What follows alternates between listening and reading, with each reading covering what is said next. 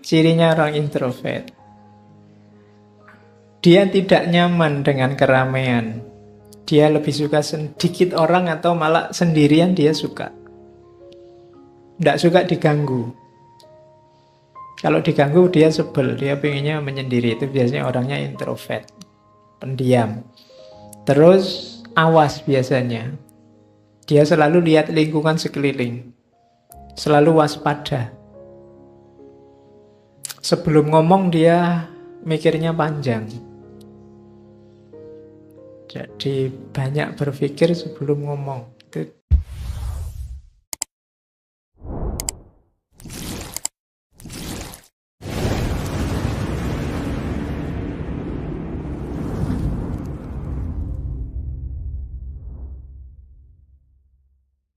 Oke, bismillah. Assalamualaikum warahmatullahi wabarakatuh. Bismillah, kita lanjutkan ngaji kita. Malam hari ini kita ganti sesi. Oke, selanjutnya. Oke, bismillah kita mulai ya. Pandangan-pandangan Jung tentang kepribadian. Secara umum itu gambarnya. Nanti gambar itu saya jelaskan per poin ke belakang.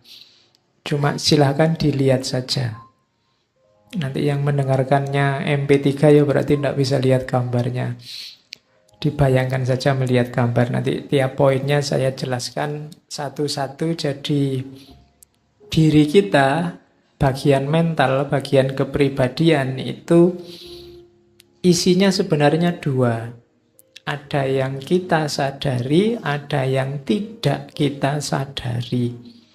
Ini inspirasinya pasti dari Freud. Cuma nanti kalau Freud itu dua itu levelnya. Tapi kalau di Jung yang tidak disadari itu ada dua, sehingga jadinya terus tiga. Yang kita sadari itu ego, yang tidak disadari ada dua. Yang pertama personal unconsciousness, ketidaksadaran personal. Ada kolektif unconsciousness, ness-nya hilang itu. Ketidaksadaran kolektif. Nanti kita lihat. Dan ketidaksadaran kolektif itu isinya 4. Archetype, anima atau animus, shadow, dan self. Yuk nanti kita bahas satu-satu. Jadi ternyata kalau di Freud kan ada bawah sadar namanya id. Itu personal. Tapi katanya Jung kurang ke dalam. Masuk lagi lebih dalam ada collective unconsciousness. Ketidaksadaran kolektif. Yang ini sifatnya diwariskan oleh nenek moyang. Yang juga membentuk kepribadian kita. Yuk nanti kita lihat pelan-pelan. Jangan kesusu. Kalau bahasanya anak sekarang dilemesin aja, jangan kaku-kaku. Kamu ndak usah mencureng mikir serius, nanti malah ndak masuk. Ya, kamu harus santai, terbuka, nanti bisa masuk. Oke, kita lihat ya. Ego. Ego ini jiwa sadar. Kalau ini kalian hari ini sekarang duduk baca buku, nulis, minum, itu kan dilakukan dengan sadar. Persepsi, ingatan-ingatan, pikiran-pikiran itu kan sadar. Loh sekarang sudah 8:30 itu kan sadar. Ini ego. Kelihatan di luar, ngontrolnya gampang. Kamu mau apa, ingin mikir apa kan gampang. Ego ini penting karena dari ego lah kita membangun identitas dan kontinuitas. Kalau ada pertanyaan siapa aku atau siapa kamu, jawabannya ya berdasarkan ego selama ini. Filsafat ego dibahas panjang lebar serius antara lain oleh Iqbal dulu. Jadi dengan ego ini kan kamu identifikasi, oh saya di sini mahasiswa Pak, saya di Jogja ini belajar. Kalau di kampus saya mahasiswa, kalau di rumah saya anak, kalau di mall saya konsumen, kalau di ini kan ego. Kamu membangun identitasmu berdasarkan kesadaranmu. Jadi ego isinya kumpulan gagasan, kumpulan tingkah laku yang kita kontrol, kita kuasai, kita tampilkan secara sadar. Hujan-hujan gini enaknya ngapain ya? Itu kan sadar, kamu bisa mikir. Besok pagi enaknya kemana ya? Itu kan sadar. Nah, itu level ego. Oke, kalau ini mudah, level sadar. Ada lagi, isinya ego itu ini. Ini yang disebut fungsi jiwa. Jadi kalau ada yang tanya mental itu isinya 4 itu.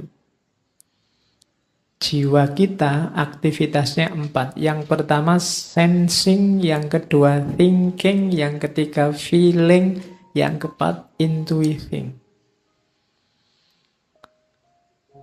Sensing itu paling mudahnya dijelaskan mengindra dengan panca indera.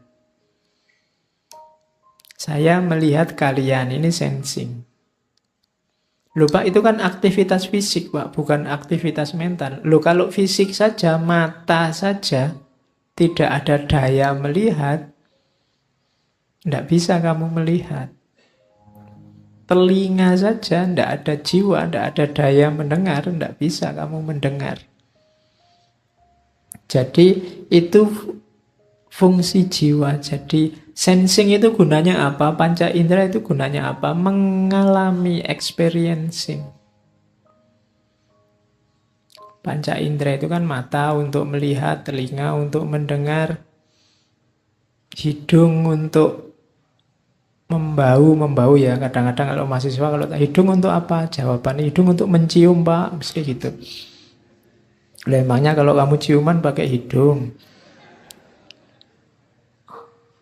Terus lidah untuk merasa. Ini juga kalau ditanya, lo merasa itu pakai hati apa pakai lidah? Oh enggak Pak, pakai mengecap. Lo yang mengecap itu mulut apa lidah? Terus kamu bingung dewe. Ya. Terus tangan untuk apa? Menyentuh apa meraba?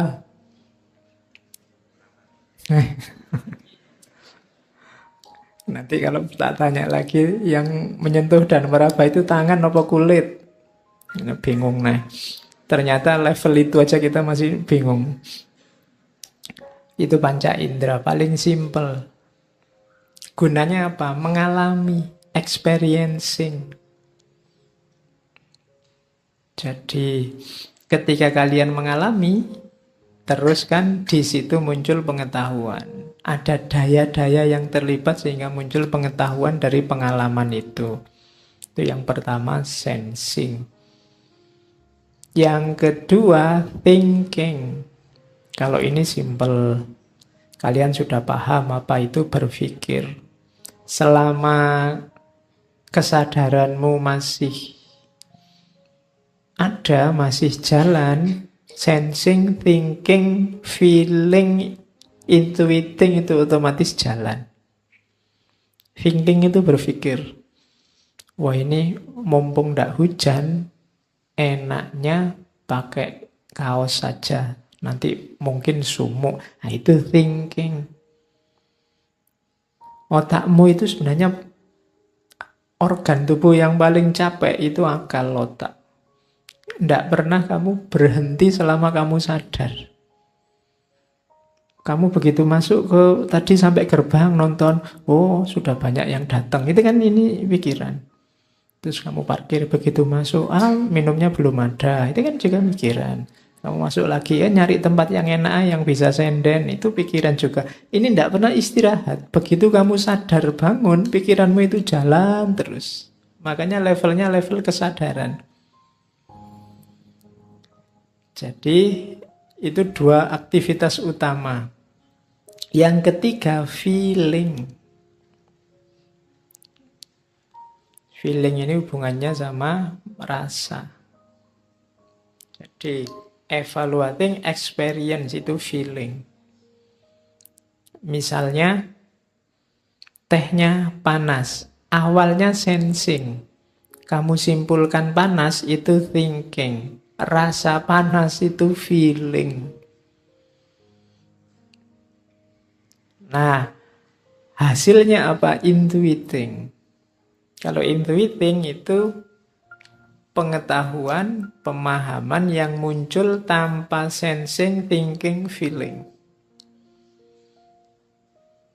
Jadi tiba-tiba muncul di kepalamu apa saat kamu sadar, itu intuiting. Tidak ada angin, tidak ada hujan, tiba-tiba, wah ini kalau ada gorengan enak ini. Muncul tiba-tiba ide gorengan, itu semacam intuiting. Kok tidak tadi-tadi biar bisa beli di luar, di sini baru ngomong gorengan.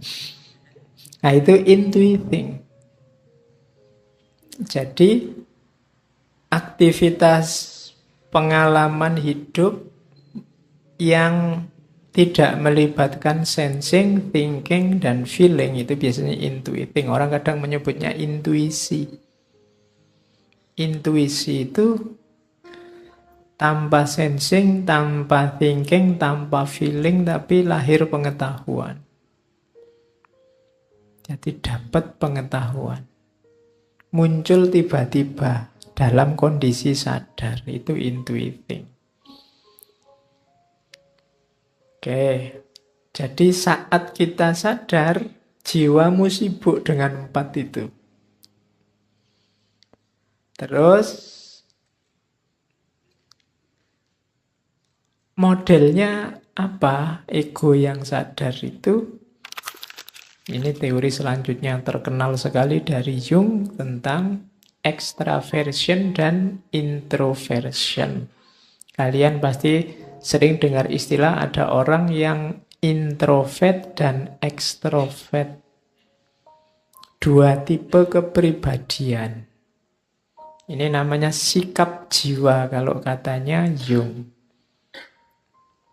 Ya ureanya panjang, tapi ringkesnya itu. Introvert itu biasanya orangnya pendiam. Suka menyendiri.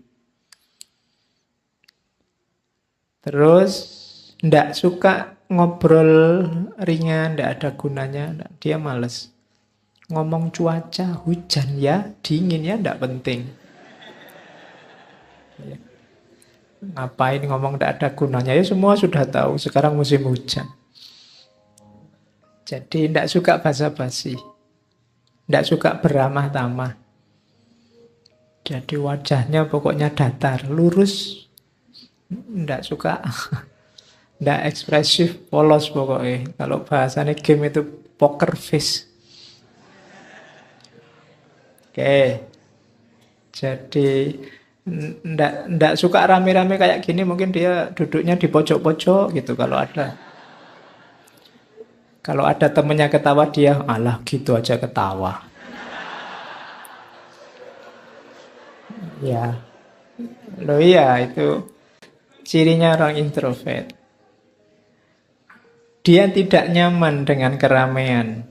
Dia lebih suka sedikit orang atau malah sendirian dia suka. Tidak suka diganggu.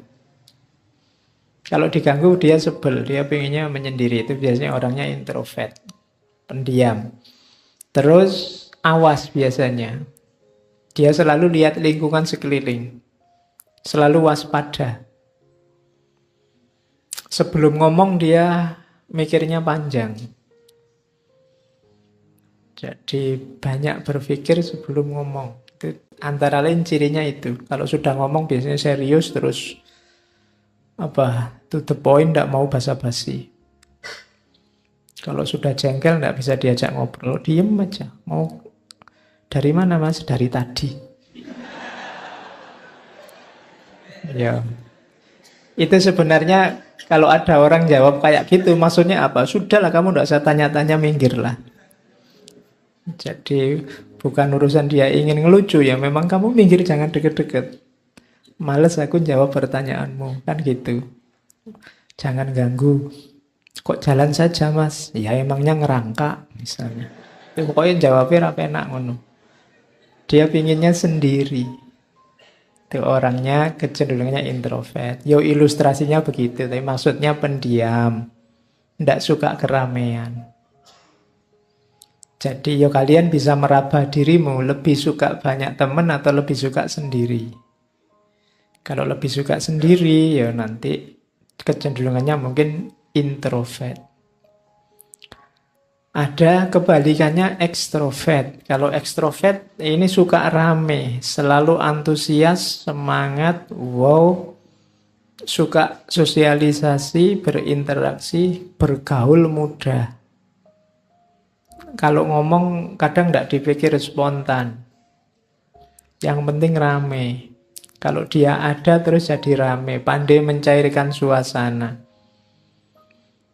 Terus suka caper.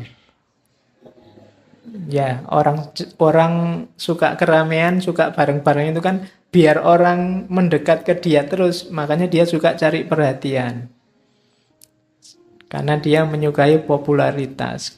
Biasanya kelihatan pede, sigap. Selalu dikelilingi banyak orang karena memang dia ingin bareng banyak orang. Ini biasanya orang ekstrovert. Jadi kepribadian yang keluar. Kalau introvert, kepribadian yang ke dalam. Jadi mungkin rame di dalam dirinya. Kalau ekstrovert itu rame dalam dirinya dikeluarkan. Ya setiap orang sebenarnya punya kadar tertentu, cuma ada dominannya. Kalian kecenderungannya suka yang mana? Ekstrovert atau introvert, itu sikap jiwa. Ya tinggal kalian hitung dalam sehari-hari itu kalian lebih banyak dan lebih suka bergaul rame dengan orang apa menyendiri. Ya nanti kelihatan lah ya. Kalian juga begitu. Kalau lihat temanmu introvert atau ekstrovert, ya harap dimaklumi karena itu watak, sikap. Yang introvert dipaksa banyak omong susah. Kebaliknya yang ekstrovert kamu suruh diem lebih susah lagi. Dia pinginnya rame. Nanti ada apa-apa dikomentari, ada apa-apa rame. Itu ekstrovert. Kalau nonton sepak bola sama orang ekstrovert enak. Kalau sama orang introvert, diem dia, tidak bisa teriak-teriak. Ya, malah mungkin dia tidak suka bising, berisik. Tidak mungkin dia diajak nonton konser musik rock misalnya, tidak bisa dia. Ya, oke. Jadi itu tipe orang yang sadar tentang dirinya mungkin bisa nanti mengembangkan diri. Yo ini bukan harga mati. Bisa dibiasakan, bisa dilatih, itu nanti namanya pengembangan diri. Tapi punya karakter dasar, introvert atau ekstrovert. Terus, nah, itu tadi yang sadar. Jadi dalam kesadaran tadi ada sikapnya jiwa, ada fungsinya jiwa, yang itu berada dalam ranah namanya ego. Kalau yang sadar, saya kira mudah dipahami. Sekarang kita masuk ke yang tidak disadari. Uniknya dunia ketidaksadaran ini, kita juga tidak sadar bahwa ketidaksadaran ini banyak nyetir wilayah sadar. Banyak mempengaruhi wilayah sadar. Cuma kita tidak sadar, wong memang namanya ketidaksadaran. Ya, kalimatnya bulat. Jadi ketidaksadaran kita tentang banyak. Ketidaksadaran itu bukan berarti tidak punya atau tidak ada. Ada sesuatunya. Cuma kita tidak tahu. Karena kita tidak tahu, tidak kita munculkan, dia tidak hadir dalam kesadaran. Tapi dia ikut nyetir kesadaran kita. Yang tampil di ego tadi kan gampang kelihatan di luar. Kalau ini tidak kelihatan. Yang pertama namanya personal unconsciousness. Ketidaksadaran personal. Ini isinya antara lain pengalaman-pengalaman. Dulu waktu ngalami disadari, tapi terus direpresi, dilupakan, disingkirkan, diabaikan. Jangan salah, meskipun kamu cuekin, pengalaman itu terekam dalam dirimu. Mungkin menurutmu tidak penting atau memalukan atau apalagi tidak terlalu serius, jadi kamu anggap sambil lalu saja. Tapi itu jiwamu merekam. Tidak kok Pak, saya sudah lupa. Loh ya kamu tidak tahu saja. Dia jadi koleksi ketidaksadaranmu.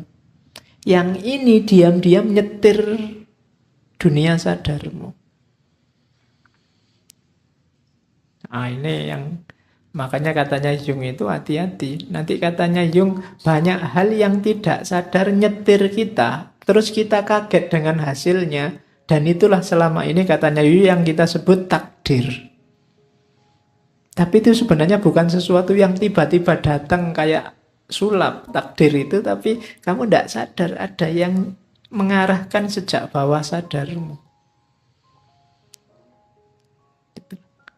Oke, saya tadi ujian jawabnya ngawur loh Pak. Tapi ternyata katanya dosennya benar Pak. Jadi saya lulus akhirnya. Padahal saya ngarang loh. Jangan-jangan kamu tidak ngarang. Tapi ada koleksi bawah sadar yang kamu tidak ngerti bahwa kamu tahu. Terus kamu nulis aja sak senengmu. Yang penting ono jawabannya. Kok yang dilalah pas. Nah itu koleksi bawah sadar. Kamu merasa dirimu itu orangnya sabar loh. Tiba-tiba begitu marah. Orang sak kos-kosan bubar semua.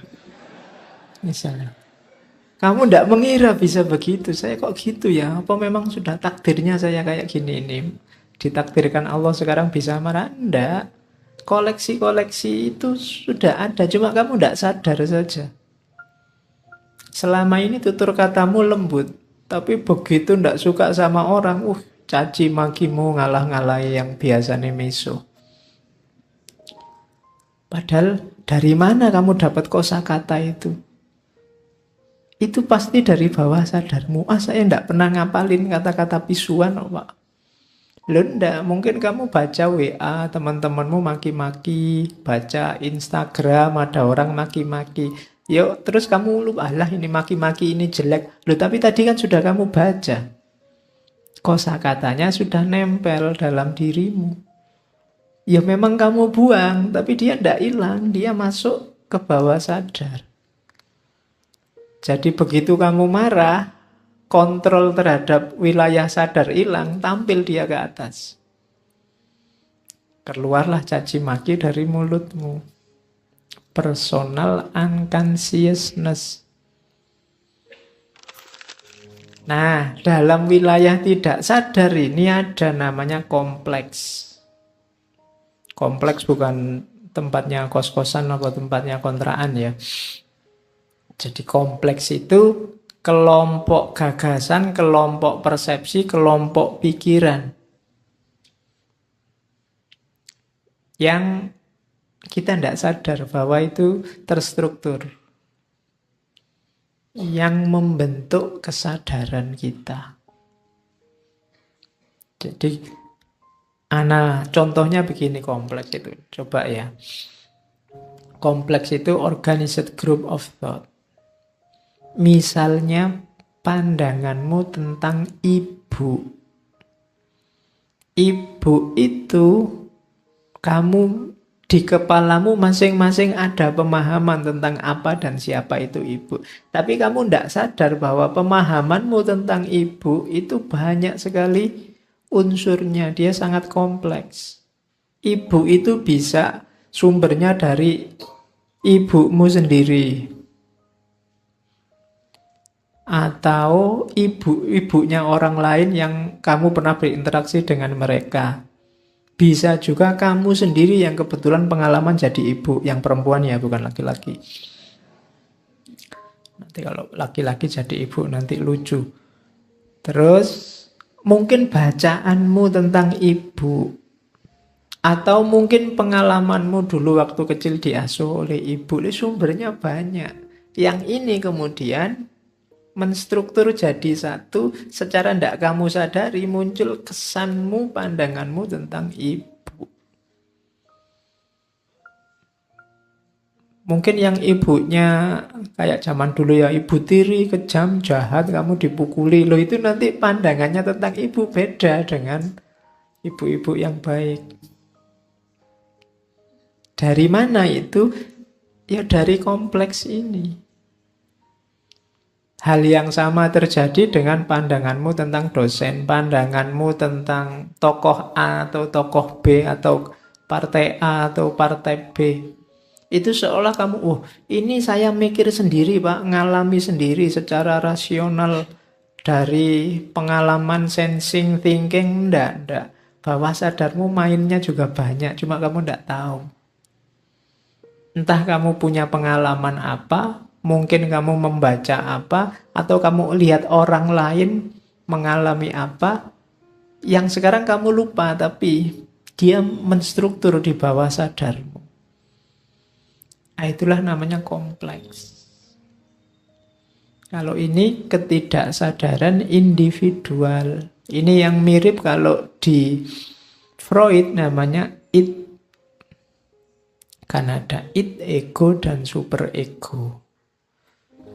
Jadi ID, id. Jadi dia tidak kelihatan tapi menentukan. Jangan dikira begitu kamu baca buku, Pak saya itu kan sering mahasiswa ngeluh itu, saya baca buku Pak, tapi begitu saya tutup, lupa semua saya. Loh, dia hilang di wilayah egomu, tapi dia mungkin terekam di bawah sadarmu. Dia ikut menentukan wilayah sadar, cuma kamu tidak sadar. Oke. Terus.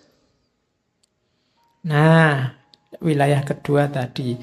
Kalau yang awal-awal tadi, mulai ego sampai wilayah ketidaksadaran personal, bisa diulang rekaman ketika kita ngaji tentang Sigmund Freud. Yang original dari Jung ini,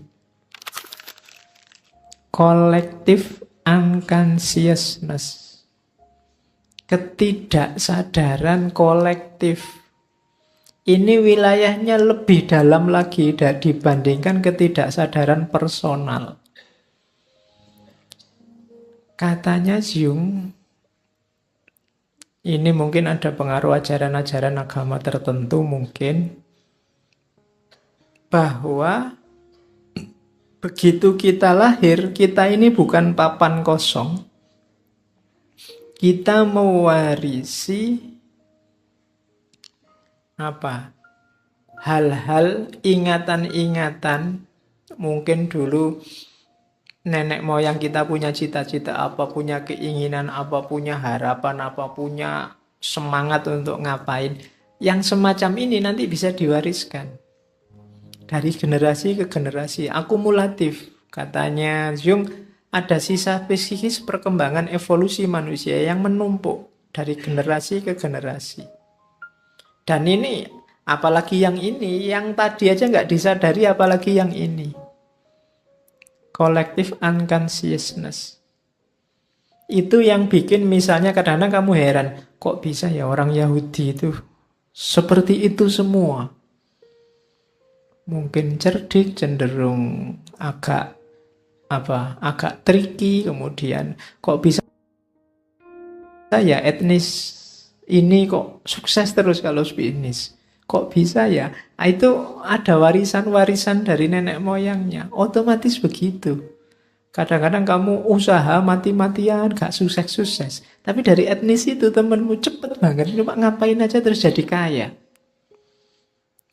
Itu ada collective unconsciousness. Jadi dia otomatis dia mewarisi itu dari nenek moyangnya.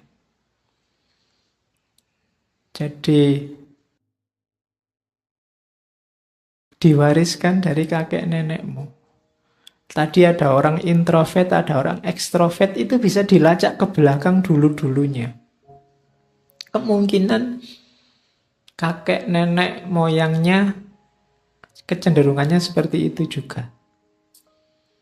Ya meskipun tidak harga mati, tapi ini nyetir kepribadianmu. Makanya ada, kalau orang Jawa itu cenderung lembut, cenderung tidak mau so, cenderung melunak. Sementara etnis tertentu biasanya lebih suka keras, lebih suka tegas, lebih suka. Itu warisan genetik. Saya pernah baca buku itu, bahkan batin, sikap batin itu berpengaruh pada DNA seseorang. Yang itu bisa diwariskan. Misalnya dulu kakekmu pacaran terus patah hati. Ya. Karena patah hati terus sumpek terus, kakekmu itu hidupnya murung, terbayang-bayang pacarnya terus meskipun kawin sama orang lain. Nah, kemurungan ini biasanya kan kalau ditinggal itu sangat dalam kan, yang diingat terus itu. Ini bisa mempengaruhi struktur DNA-nya. Dan ini bisa diwariskan. Ketika punya cucu, punya anak, itu kemungkinan anaknya punya watak pemurung yang sama. Meskipun belum diputus pacarnya. Hidupnya jadinya nggak ceria. Kenapa? Warisan DNA. Ada buku yang bahas bagaimana DNA itu bisa dibangkitkan, bisa diwariskan, bisa dimanipulasi. Kalau DNA ini kan warisan, struktur. Jadi kalau kamu cengenges-cengenges, apa kamu ngamuan, apa kamu itu coba dicek ke atas. Ya, kira-kira mewarisi DNA yang mana? Dan ini berpengaruh itu kalau katanya Jung, struktur otak, ras tertentu. Jadi ketidaksadaran kolektif ini hati-hati. Kalau dia dominan, orangnya kadang-kadang bisa terjebak, kalau sakit jiwa namanya fobia, delusi. Kalian kan nggak tahu ujungnya kemana, tiba-tiba kok saya kok fobia ya sama ketinggian. Nggak ada peristiwa awalannya di mana. Saya juga nggak pernah naik gunung, nggak pernah naik roller coaster apa-apa. Kok yo aku fobia ketinggian? Itu bisa jadi warisan. Collective unconsciousness. Jadi ini nyetir kita. Kalau kita tidak sadar dan ini dominan, kita agak kayak orang sakit jiwa. Makanya tadi kalau di Jung ketidaksadaran personal atau kolektif ini harus kita hati-hati dan kita kelola dengan baik. Kalau tidak, ini membanjir keluar tanpa terkontrol, ya kita bisa terkena beberapa penyakit jiwa. Jadi orang-orang di pinggir jalan yang sakit jiwa itu antara lain ya gejalanya ini. Kita ngomong apa, dia ngomong apa. Karena dia tidak bisa lagi mengontrol wilayah kesadarannya. Bawah sadarnya membanjir keluar.